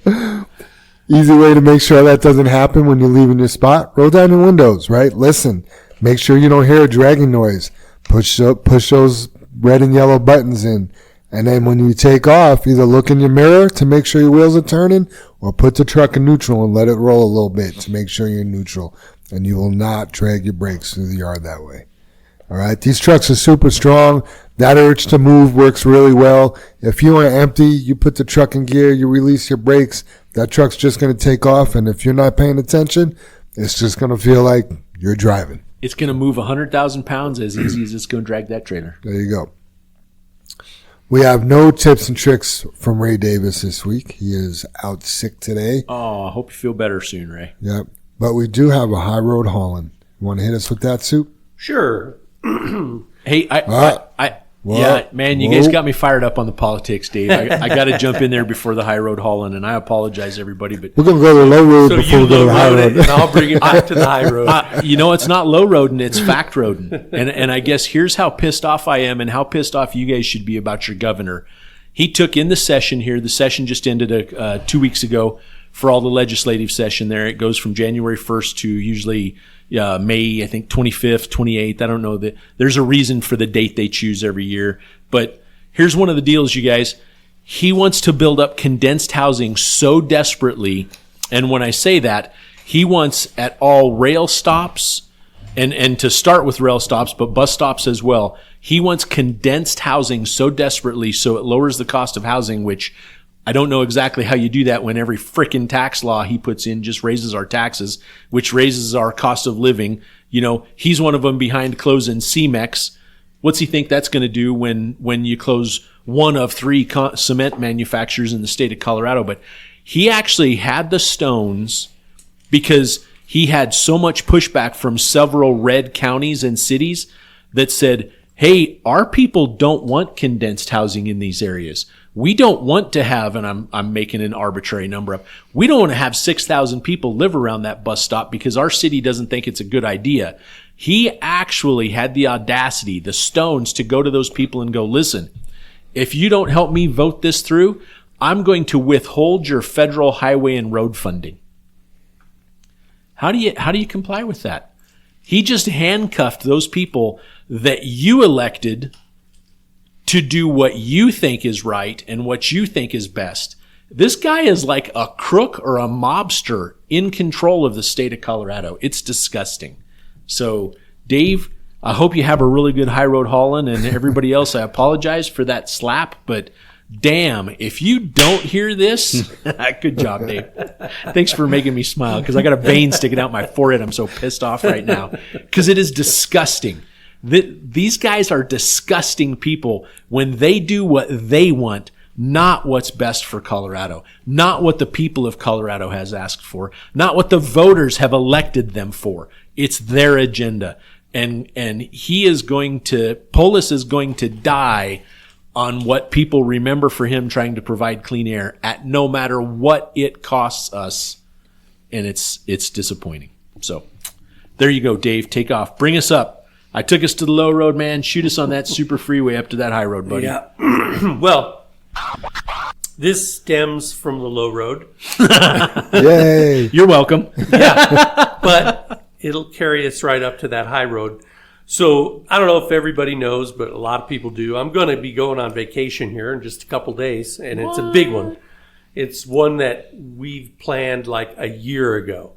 And if anybody's taken a trip out of the country and gone maybe on a cruise or something, you have to buy these things. You have to pay for them ahead of time. It takes a lot of planning. And just recently, just this last week, I've run into trouble. I found out my dog has cancer, okay, which is fine. We're going to probably have an operation and have him some chemo and everything, but it's still on my mind, right? We're leaving on a long extended trip out of the country. We've got all of the house and all of these things that need to be taken care of. I broke a tooth Sunday night, which is killing me, and I got to go to the dentist as soon as the podcast is over. Dr. Gary, right? They got me in too, Jim. I was really happy. That's awesome. So the moral of this high road hauling is you can't let all that stuff weigh you down, right? And this high road hauling is called the Trouble Tree. And perhaps somebody would remember it because it's going to be a repeat, but it really hit home. I remember. I love it, Dave. When I read it, I'm like, man, I need a Trouble Tree right now because it's not the end of the world. And so it's just an example of a story that everybody should take to heart. I hired a plumber to help me restore an old farmhouse. And after he had just finished a roof First day on the job, a flat tire made him lose an hour of work, his electric drill quit, and his ancient 1-ton pickup truck refused to start. So I drove him home, and while I drove him home, he sat in stony silence. On arriving, he invited me in to meet his family. As we walked toward the front door, he paused briefly at a small tree and touched the tips of the branches with both hands. When he opened the door, he underwent an amazing transformation. His face was wreathed in smiles, and he hugged his 2 small children and gave his wife a kiss. Afterward, he walked me to the car, and as we passed the tree, my curiosity got the better of me, and I asked him about what I had seen him do earlier. He replied, "Oh, that's my trouble tree. I know I can't help having troubles on the job, but one thing's for sure, those troubles don't belong in the house with my wife and children. So I just hang them on the tree every night when I come home and ask God to take care of them for me. Then in the morning, I pick them up again, and the funny thing is," he smiled, "when I come out in the morning to pick them up, there aren't nearly as many as I remember hanging up the night before." So what's the main message that you can take from the Trouble Tree story? Each day may not be the best.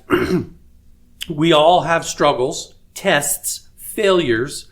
While we are here living life, we must realize the adversity we face is placed on us only to make us stronger and to help us realize our blessings. At the end of a long, stressful day of duties, responsibilities, and hard work, it can be really hard to disconnect from them. So that we don't take the stress and negative energy into our homes at night, we can hang them up on the trouble tree.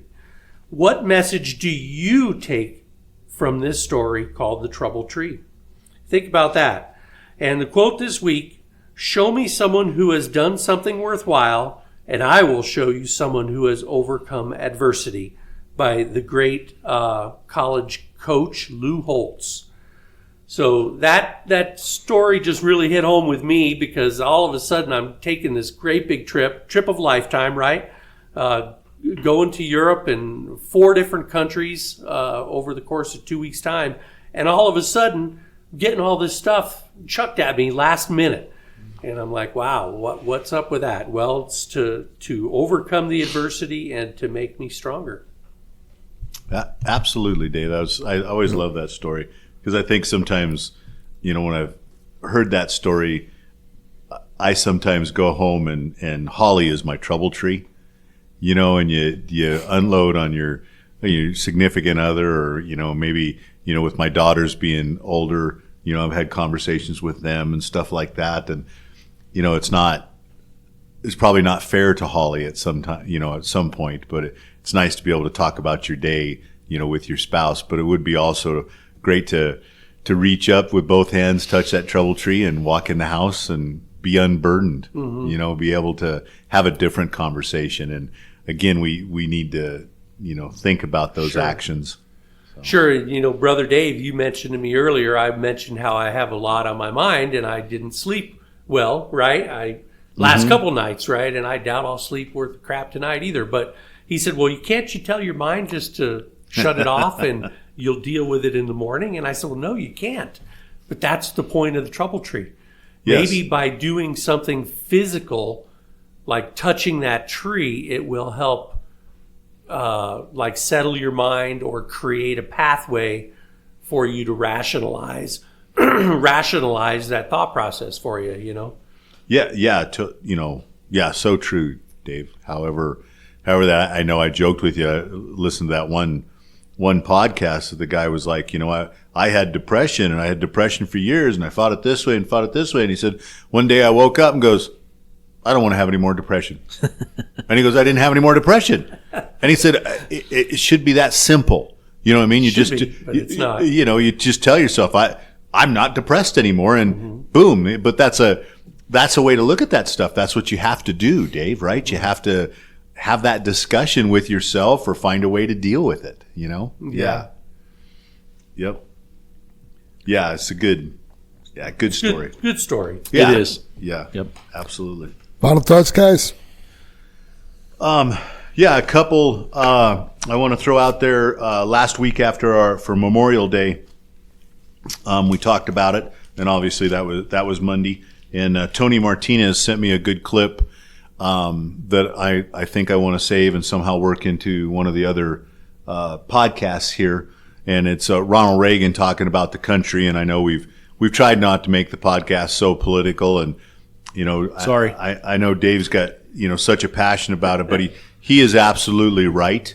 And together, as we're trying to be safe, together we need to change the state of Colorado if we can, and the country. And we went to a fundraiser that so many great people and they have an agenda of how do they take care of their employees, their people, how do they help, and that's electing the right people. So I don't want to get too far off, but it's important. Don't have an open mind, and that's kind of my closing thoughts here is when you listen to us, and I'll read this here, and then something else I wanted to really have as my closing thoughts, and I should have done a little more research or made some notes on it, is one of the troopers that won an award, and there was so many great stories.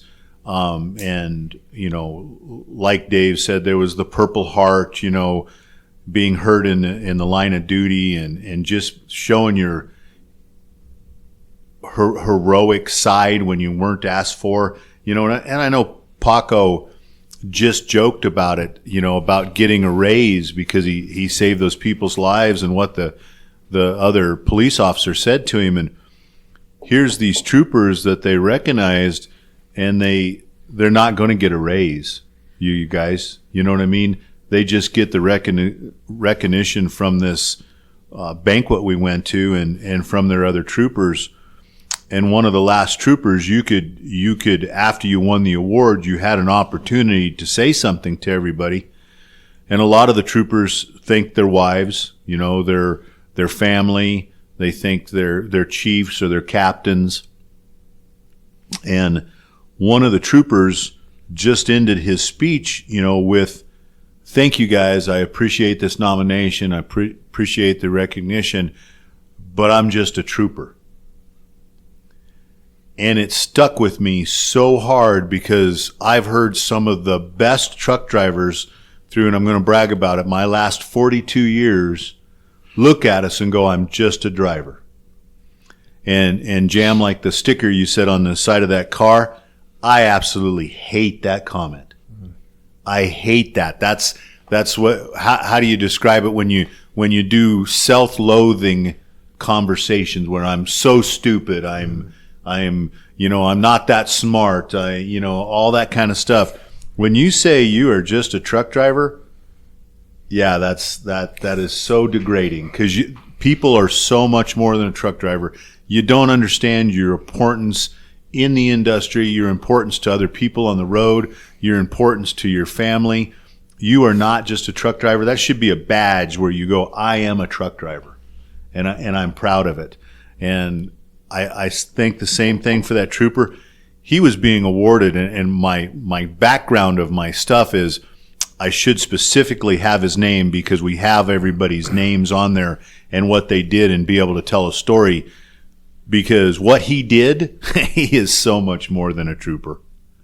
He's a guy that I would step in the arena with and do battle. And he didn't come across like that. He thought himself as just a trooper. And I want to tell all the state patrolmen, that anybody that might listen, you're not just a trooper, you're a hero in my eyes and to the public's eyes. Same thing for our drivers here. You are not just a driver. You're somebody that's doing a job that is so important and so dangerous that when you do that and you come back home every day safe, that's amazing. You're my superhero. And the closing thought here that I have is about being just a trooper or being just a driver is pretend everyone was sent to teach you something. View every interaction as an opportunity for growth and self-discovery. Treat each person you meet as a potential teacher, recognizing that everyone has valuable insights and perspectives to offer. Keeping an open mind, even when you disagree, is so important, and it finishes with stay curious. And I think what Dave pushes there, and congratulations, Dave, on your 37 years. Wouldn't have won it any other way. But when we talk about your car insurance, stay curious. Have that conversation. When we talk about, sweeping off the tailgate or rolling down the windows or following too close or the camera system or of family members out there, even if you disagree, Paco said he disagrees. How many times did he say he disagrees with our policies? Yeah, it's the first time I've ever heard him say that, though. It's weird. But I think he wanted to just point out that it was about change. yeah, nobody. And it was changed for the better. Yeah, but It's made him better. who is not comfortable change. without change? Yeah, you got to adjust. You go out of your safety zone, right? right. You're like, right. "Oh, shit." I don't. My years here, the change I've seen. Me and Holly have been together for over 30 years, coming up on a wedding anniversary here in June.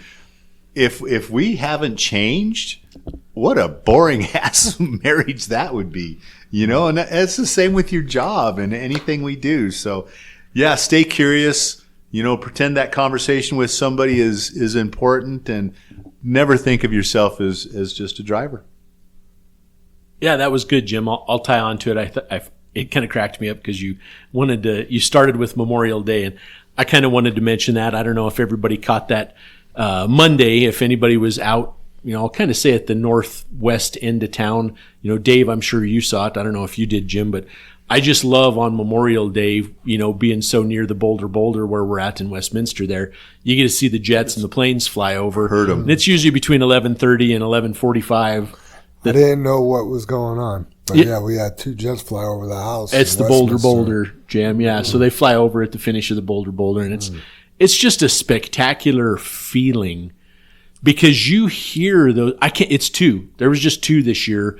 Now they had like 5 or 6.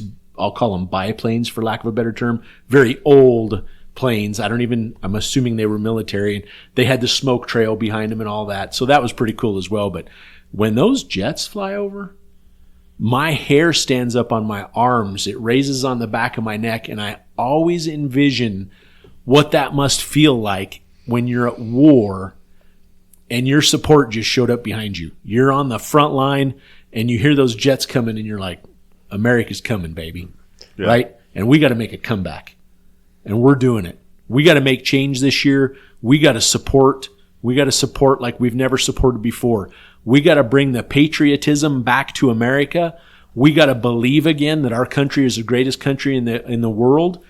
We got to believe that there are patriotic people out there, that there are more patriotic people than there are less patriotic people. And I guess, that was one of the things that was inspiring to go to that, to show support at that awards ceremony for the CSP. And I did look it up, Jim. The definition for chief, he is the chief of the State Patrol, Colonel Matt Packard. Okay, so he's a colonel of the State Patrol, but he is the chief. And his rank is colonel. So I don't know that all colonels are chief. He's the elected chief, Colonel Matt Packard of the State Patrol. So he has the rank of colonel. Yes. And he's the chief of the State Patrol. Correct.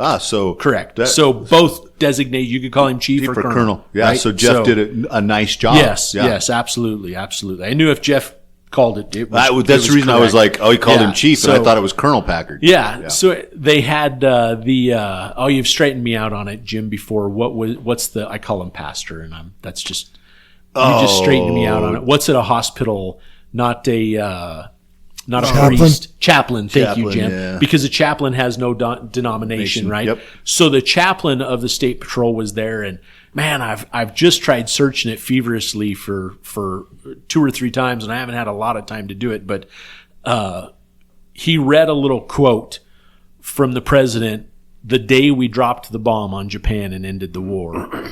And it starts with, I have dropped the bomb.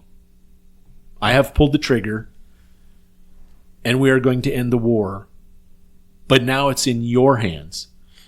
The men and women storming the beaches of Omaha Beach, fighting at Normandy, the ones, held up in a foxhole, the ones in airplanes doing battle, the ones on ships at sea fighting the submarines, and all of the things that he led up to is the fact, and this is Jim and I's point, everyone here is the one doing the battle for JFW. They are the JFW family. This isn't Jim and I. This isn't the leadership team. It's you. You are the ones out there doing the battle on the daily basis. It's the Pacos avoiding the bad accidents. It's the guys and gals out there driving for us that are avoiding the accidents that we don't even hear about, that we were never involved in. They're the unsung heroes, and I guess, you can translate Memorial Day into whatever you want, but I still want to believe this is the greatest country in the world. It must be pretty damn good because we're letting millions in illegally. So keep that in the back of your pocket and realize where we're at and the state we're at today. And, keep that election in mind that's coming in November. And, that's not just a presidential vote. That's, as usual, every November we vote for new seats, mayors and city council members and governors and just everything, all of the above. So be thankful, be appreciative, be patriotic, support your country, be American. Don't be afraid to talk to your neighbor. Don't be afraid to talk to your friends. Ask them why they would vote for someone that doesn't believe in your beliefs or doesn't support your beliefs, and have a conversation with them. Doesn't need to mean you need to slap each other around. Have a meaningful conversation and get your point across. So aside from that, God bless America. This is the greatest country in the world. Yeah, I want to look that up, Dave, because I have before, because I know me and Holly got it. We got the license plate on the Bronco, and it says Patriot. And I've looked it up before because I wanted to make sure what I was, advertising, right? And it's such a patriot, a person who vigorously supports their country and is prepared to defend it against enemies or detractors, a true patriot. And I like that there because supports their country. We're not telling you Democrat, Republican. We're not doing anything. It's time to support our country and support each other, support our flag, support the people that have given their lives for our country. When you talk about that stuff, is sometimes it scares me that, our ancestors and our family members who fought for this country, maybe they would really roll over in their graves if they've seen where we're at. Just might. It's an old saying, but man, does it have some truism. So Yeah. Anyway, yeah, I just wanted to, after you said that, Dave, a patriot, it's a strong word and a strong thing. And I think that, you can have patriotism and have patriotism at JFW too. I think being a patriot also, you kind of believe in what's right and wrong. Mm-hmm. And I guess when I say that is you believe in, I did damage to your fence or your car and I'm a villain and, I should go to jail? You think I should go to jail? Right? That's kind of patriotic. That's believing in the rights, believing in our laws and our rules and things. And so, yeah, I think they kind of go hand in hand. Soup? Anything else? I love that definition, Jim, because it says supporting your country. Yeah, it's not a party. It's not a cause. No. It's not an idea. It's your country. Yeah. And I can't remember, but isn't there a saying or something about I don't know, a man, a country, and I'm just completely thinking off in the cloud right now and I can't think of it, but you're nothing without your country. There are people out there that have been disowned by their country, and they like live in the airport for 8 months because they can't go anywhere. Right. You know, Yeah. and you are nothing without your country, and you have to support your country with everything you got. Yeah. Yeah. So true. Yep. Yeah. And I want to not forget, Super Dave. Have a great time on vacation, buddy. Yeah. Right. You've so earned it. You deserve it. You and Jackie. I hope it's a trip of a lifetime for you, Dave. Yes. Well, I hope so too, Jim, but it's not feeling that way right now. What? Yeah, I'm just worrying about everything. get out on that plane, and it'll be there when you get back. That's Right? right. Put it on your TroubleTree. Walk out front on the way to the airport, and walk past a big bush if you have to. Exactly. And put it on the worry bush or something. We've got a few of those in the front yard. Right. I'll make sure to touch one of them. Yep. Yeah, call it the sticky door and put some sticky notes on it. Wash them away, Dave. Yeah. There you go. Quick final thought for me. Don't judge yourself by the way other people treat or react to you. If they're being an ass, it's probably a them problem, not a you problem. At the same token, though, our good friend Todd Fisher used to say, if you wake up and you run into an ass, that person's probably an ass. If you wake up and you're walking around all day running into a bunch of asses, you're probably the ass. So keep that in mind. Don't forget to like and subscribe to the Channel 23 podcast. Hit that follow button. Also, don't forget to go back and listen to episode 72 to help find Amber's mom. Links to her story will be in today's show notes. Say the creed and move on out. Awesome. Right on. Together we face and overcome all that stands before us. Together we are accident free. Together we joyfully create honest value for those we serve. Together we celebrate our differences and respect those with whom we work. Together we are accountable for our words and our actions. Together we are the JFW family. All right, everybody, thanks for listening. Have a great week, everybody. Have Be a great safe. week. I see those big, bright, shiny red trucks just a-trucking down the road. Those big, bright, shiny red trucks just a-looking for another load. Well, it's a family tradition, any Rocky Mountain day. Our fathers before us showed us the way. We work for asphalt cowboys and concrete kings, but that's never been a problem, 'cause we got diesel in our veins. We've got diesel in our veins. I see those big, bright, shiny red trucks just a-trucking down the road. Those big, bright, shiny red trucks just looking for another load. I hear there's a couple million tons to move. I see them everywhere. So you best get out their way and watch that sand and gravel disappear. There's another run to make. We gotta get it there on time. And we got what it takes to lay it all out on the line. We'll lay it all out on the line. I see those big, bright, shiny red trucks just a-trucking down the road. Those big, bright, shiny red trucks just looking for another load. Those big, bright, shiny red trucks got the best drivers in town. They got all the tools they need to keep that hammer down. When they hit them scales, they won't need to dodge them, won't need to duck them. They just keep that hammer down, and they keep that diesel trucking. Keep that hammer down, and keep that diesel trucking. I see those big, bright, shiny red trucks just a-trucking down the road. Those big, bright, shiny red trucks just a-looking for another load.